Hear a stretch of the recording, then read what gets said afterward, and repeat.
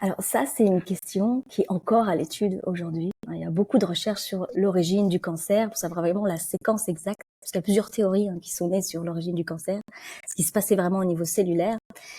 Mais la théorie qui ressort le plus souvent, c'est qu'il y a une mutation. Donc déjà, il y a une cellule qui est perturbée, que ce soit parce qu'il y a un facteur cancérigène, on va dire, voilà, le tabac. Elle est stimulée de façon anormale par les composés du tabac. Soit de ça, ou alors c'est juste une erreur aussi, parfois, dans son code, au moment où elle se divise.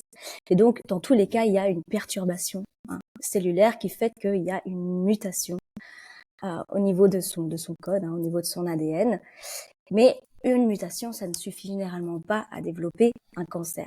Et donc, on pense qu'il y a plusieurs étapes et qu'il y a plusieurs mutations qui s'accumulent dans la cellule et qu'il y a vraiment un moment où la cellule, elle a plus de safety check, si je puis dire.